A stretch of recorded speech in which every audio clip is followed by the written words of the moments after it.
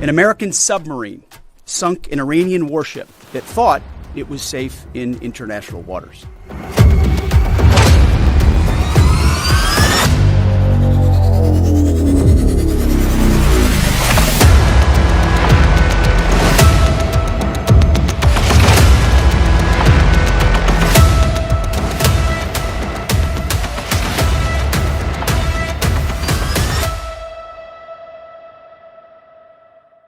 आपको लगता है कि अभी स्ट्रेटेजिक साइलेंस,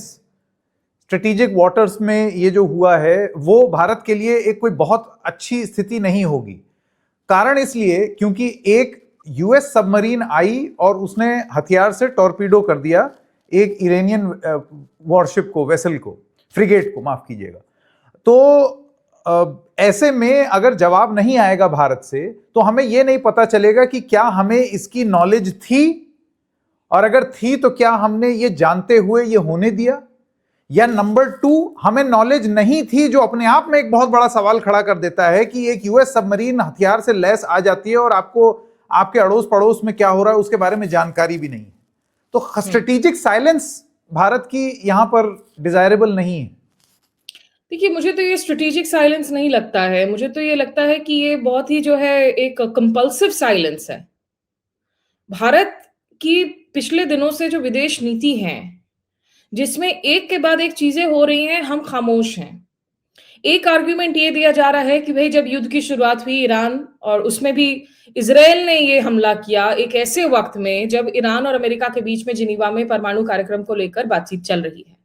और झूठ पर झूठ परोसे जा रहे हैं इजराइल और अमेरिका। ये दुनिया के सामने एक बार फिर से वो 2003 का इराक मोमेंट सा लग रहा है, जहां वेपन्स ऑफ मास डिस्ट्रक्शन को बहाना बनाकर आप सद्दाम हुसैन के पीछे गए, आपने इन्वेड किया। बाद में हमने देखा कि टोनी ब्लेयर को माफी मांगनी पड़ी। हालांकि ये नहीं है कि ब्रिटेन ने अपनी कोई सबक सीखे, आज भी वो मजबूरी में ही सही, कम से कम ये कह रहे हैं कि हम मजबूरी में साथ दे रहे हैं। ब्रिटेन हो, फ्रांस हो, कनाडा हो, जो नेटो के उनके एलाइज हैं, सदस्य हैं, अगर ये देश आकर ओपनली कह सकते हैं कि भाई हम आपका साथ तो दे रहे हैं, फ्रांस अपनी जो एयर स्ट्राइक कैरियर है चार्ल्स डी गॉल उसको भेज तो रहा है, ब्रिटेन अपनी एयरक्राफ्ट भेज तो रहा है, इंटरसेप्टर्स की शॉर्टेज हो रही है, इतनी अजीब सी पोजीशन हो गई है कि जिस ज़ेलेंस्की को कुछ वक्त पहले डोनाल्ड ट्रंप ओवल ऑफिस में बिठाकर पूरी तरीके से इंसल्ट कर रहे थे, उस यूक्रेन के राष्ट्रपति को इस वक्त अमेरिका कह रहा है अपने इंटरसेप्टर्स जरा हमें भेज दो मिडल ईस्ट में, हमें शॉर्टेजेस हो रही हैं इंटरसेप्टर्स के लिए। अगर ये देश कम से कम इतनी एक नैतिक करेज दिखा पा रहे हैं कि भाई कल आप मार्क कार्नी के बयान को सुनिए, कनाडा के प्रधानमंत्री को, वो कह रहे हैं कि नहीं ठीक है, हम ईरान एक एग्जिस्टेंशियल थ्रेट है, उसका परमाणु कार्यक्रम एक प्रॉब्लम है, लेकिन ये एक तरफा युद्ध शुरू हुआ है, इसमें ना अमेरिकी संसद की तरफ से आपने हरी झंडी ली है, ना आप सुरक्षा परिषद गए हैं, और हम इसका खंडन करते हैं। मेरा कहना यह है कि भारत का ये आर्ग्यूमेंट कि we don't want to rub off the Arab nations in a wrong way, क्योंकि हमारी वहां 1 करोड़ लोगों की जो हमारी मौजूदगी है खाड़ी में, उनकी सुरक्षा हमारे लिए प्राथमिकता है। प्रैक्टिकलिटी अपनी जगह है, रियलिज्म अपनी जगह है, लेकिन क्या भारत अपने आप को इतना कमजोर एक इकोनॉमिक शक्ति मानता है, और ये दोस्ती इतने फ्रेजाइल हैं, वो सऊदी अरब के साथ हो, यूएई के साथ हो, जहां जाकर प्रधानमंत्री मोदी इतनी गर्मजोशी से जो है इनके साथ मुलाकातें करते हैं, इनको हग करते हैं, हैंडशेक करते हैं, कि अगर आपने एक लाइन कह दिया कि ईरान में जो हुआ वो एक तरफा था, या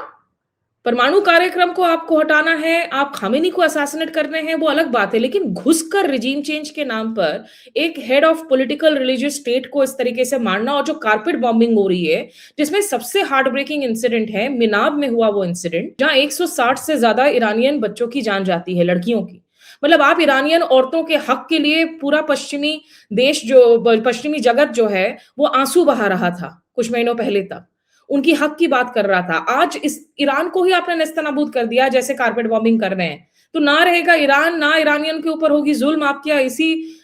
थियरी पर काम कर रहे हैं?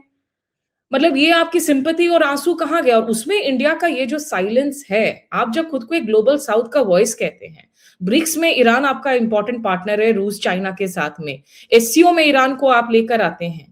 और आप एक लाइन अगर एक वहां 160 से ज्यादा लड़कियों की जान जाती है। अब यहां पर आप देखिए 30 लोगों के करीब, 30 या 32 लोगों को श्रीलंका नेवी ने रेस्क्यू किया है, 180 यहां पर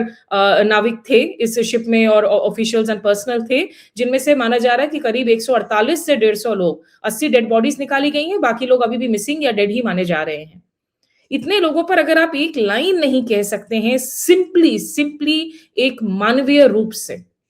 तो मुझे लगता है कि हमारी मोरल स्टैंडिंग जो है, रियलिज्म अपनी जगह, ट्रांजैक्शनलिज्म अपनी जगह है, लेकिन इसका मतलब ये नहीं है कि आपको नैतिकता से पूरी तरह से परे हो जाना पड़ेगा या आप मानवीय वैल्यूज को पूरी तरीके से आप भूल जा सकते हैं। ये तो स्मिता जी मेरा आखिरी सवाल ये तो देखिए आपने जो बताया वो एक इशू है related to our strategic silence on the war. मेरा सवाल दूसरा था। मेरा सवाल ये है कि ये जो अमेरिकी पनडुब्बी, अमेरिकी सबमरीन आपके नेबरहुड में, आपके स्ट्रेटेजिक वाटर्स में, आपके बॉर्डर के बेहद करीब घूम रही है, इसकी जानकारी आपको थी तो सवाल, और नहीं थी तो और ज्यादा बड़े सवाल। आपको नहीं लगता ये एक स्ट्रेटेजिक पॉइंट ऑफ व्यू से एक बहुत महत्वपूर्ण सवाल हो जाता है? बिल्कुल जरूरी सवाल है, और ये सवाल पूछेंगे तो आपको जवाब में सिर्फ ट्रोल्स की दुनिया ही दिखेगी। जो एक्चुअल जवाब है Sanket, that is way above yours and mind pay grade, as some of our retired diplomats used to say. इसका जवाब कभी मिलेगा नहीं, लेकिन सरकार की तरफ से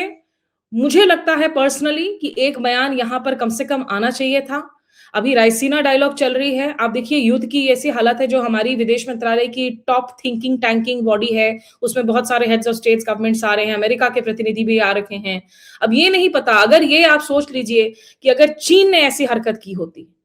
पाकिस्तान ने ऐसा कुछ कर लिया होता, अगर किसी तो एक तो हमारा रिएक्शन क्या होता।